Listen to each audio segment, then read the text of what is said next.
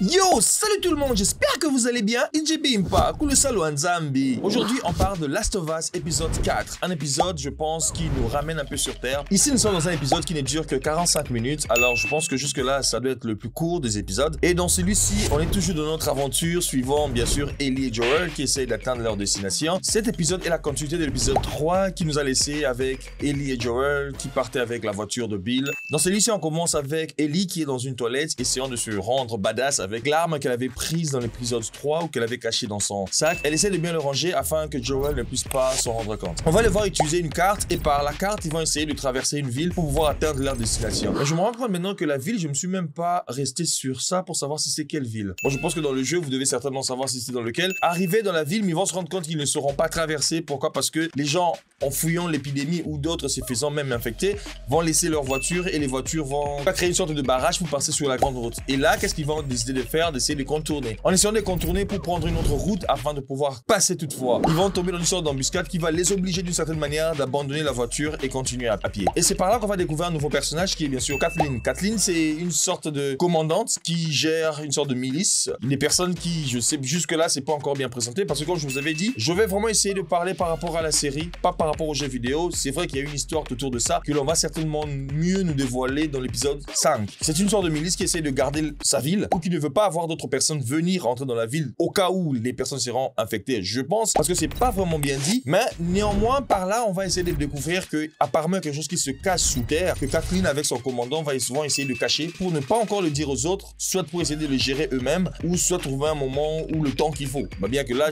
ils sont déjà dans la merde, je sais pas quel temps ils essayent de trouver. On va bien sûr rester sur Ellie et Joel pour poursuivre notre épisode, mais à la fin ils vont se faire arrêter, ils vont se faire surprendre par deux nouveaux personnages noirs, un jeune et un enfant. Alors je pense qu'à partir de là, je vais essayer directement de donner mon avis ou faire ma réaction par rapport à ce qu'on a suivi ou par rapport à ce 4e épisode qui nous ramène quand même sur Terre. Là, on n'est plus dans l'épisode 1 ou 2 où on découvrait les nouveaux décors, quand on était dans l'hôtel, dans le casino, quand on voyait les gratte-ciel tomber et tout ça. Là, maintenant, on est vraiment assez redescendu sur Terre où on voit quasiment les choses qu'on a l'habitude de voir quand la ville est infectée ou quand il y a presque plus de personnages. Et là, je redis encore que ça se présente un peu du style I'm the Legend de Will Smith. On est vraiment bien redescendu afin de placer les bases comme il se doit, je me dis, pour l'épisode 5. À mon avis, la première des choses que j'ai remarqué dans cet épisode est que c'est vraiment un épisode d'établissement. D'abord, parce qu'on voit dans les images premières de cet épisode, on établit plusieurs endroits pour nous montrer à quel point que le virus s'est propagé dans le monde ou dans les villes, partout où il passe, et c'est de nous montrer à quel point la vie n'existe presque plus, à part sur un des plans, j'ai vu des animaux, je me suis dit, bon, ok,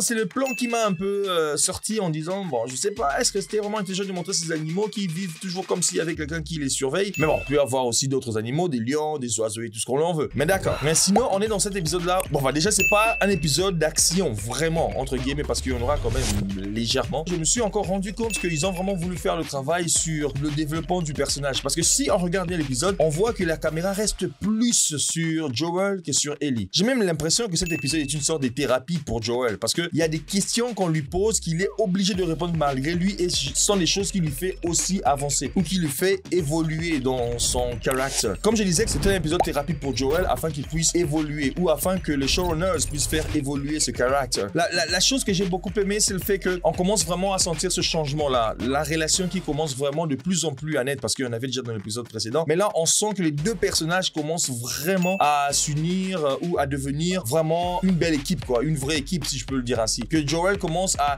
quitter son côté froid, son côté personnage brutal à chaque fois. Il commence à avoir beaucoup plus de l'empathie pour Ellie. Et même Ellie devient de moins en moins grossière qu'elle était au tout début. C'est vrai qu'elle est toujours, mais on commence à sentir le respect mutuel entre ces deux personnages. Et c'est ce que j'ai remarqué dans cet épisode. En fait, on a juste voulu cette fois-ci nous relater une histoire. Pourquoi? Parce qu'on n'est pas trop dans les zombies, on n'est pas trop dans des personnes infectées. On est plus dans des personnes qui se cachent contre ceux qui sont infectés. Mais par contre, on essaie de nous montrer les relations entre les survivants. Eux-mêmes, les survivants sont devenus quasiment des zombies. Pourquoi? Parce qu'ils se tuent entre eux. Parce que même à un moment donné, Ellie, en voyant cela, pose même à Joel la question. Est-ce que c'était déjà arrivé de tuer des innocentes personnes? Parce que là, justement, ils étaient eux innocents. Ils étaient juste en train de passer, étant que de personnes. Ils étaient juste en train de passer. Mais là, on a voulu les tuer pour rien. Et pourtant là, on sait bien que dans cette série, il est question de tuer tous ceux qui sont infectés. Parce qu'apparemment, il n'y a pas de remède. Mais là, ils s'en foutent. Ils se disent que, bon, on n'est tellement pas sûr que vous soyez infecté ou pas, que l'on va vous tuer carrément. On préfère préfère, puisque je ne sais pas votre état, je préfère carrément vous liquider, carrément vous dégommer. Puis c'était pas un épisode assez lent, mais plus un épisode établissement, où ils ont voulu mettre les bases, essayer de nous expliquer ou de faire grandir un personnage. Je pense que c'est lui qui a vraiment plus évolué, c'est Joel à la place d'Ellie. Ellie, c'est vrai qu'elle évolue aussi. Comme j'ai dit, elle devient de moins en moins grossière, mais cet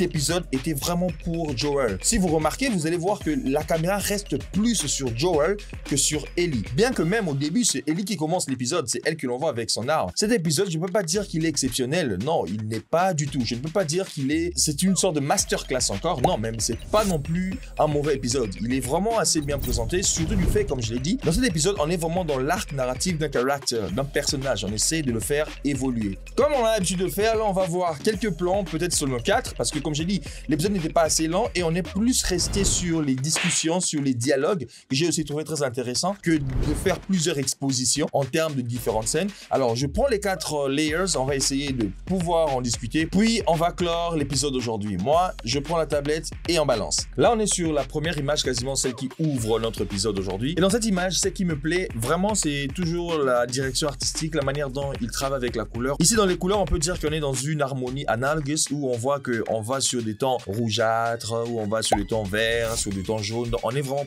plus presque dans la même zone de couleur. On sent que ici, la lumière vient d'une part, la lumière, la première light vient de ce côté.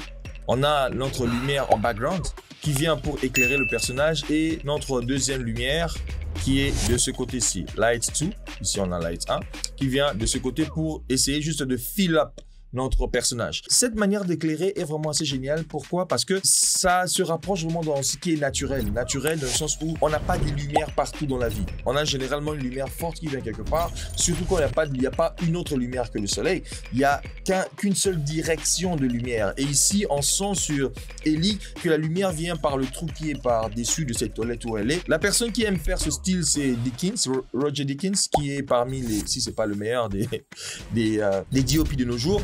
Mais c'est lui qui aime bien faire ça. Qu'est-ce qu'il fait? Il essaie de créer une sorte de curve de ce côté-ci. Curve, il utilise généralement les tissus où il place différentes lumières, comme ceci, qui se suivent. On peut appeler ça light 1, light 2, light 3, et puis light 4.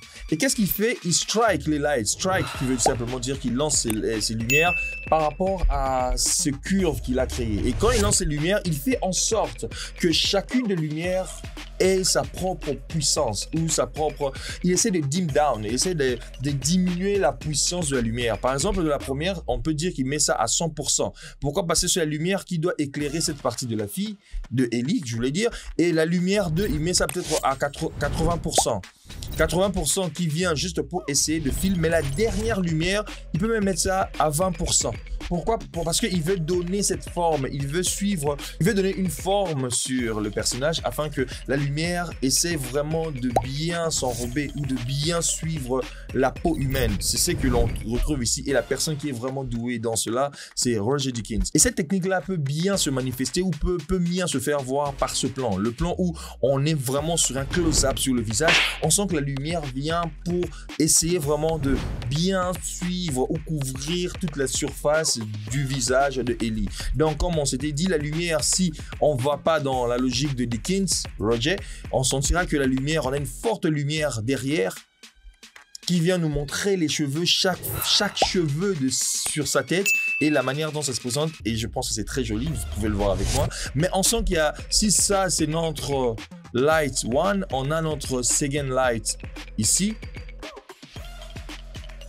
Second light ici qui vient juste pour fill up ou pour level up légèrement la partie sombre du visage, mais on sent combien la lumière est vraiment sur elle. Et regardez la chose qui est vraiment super, la manière dont ça se présente de cette partie-ci. Elle est vraiment sombre, le visage de ce côté, qu'on a juste cette lumière, la première lumière qui vient pour donner encore ou ressortir tout ce qui est cheveux de Ellie, pour nous donner beaucoup plus, pour nous dévoiler sa forme, la manière dont sa tête se présente. Que si sans cette lumière-là, la première, on n'aurait pas eu cette démarcation entre la ligne de contour qui est sur Ellie avec le fond. Et cette ligne-là est créée par les cheveux qui sont éclairés par la lumière qui est derrière. Et même là, on sait encore sentir l'influence de la lumière sur elle. Et c'est un plan qui est vraiment assez super. Puis vient ce plan, le plan où on est en extérieur. J'ai voulu parler de ce plan juste pour nous montrer à quel point, et même si on est en extérieur, ce n'est pas une raison pour laquelle les images ne doivent pas être jolies. Mais ici, on voit que le soleil est bien maîtrisé. On voit que la lumière du soleil est très bien maîtrisée. Comment ça?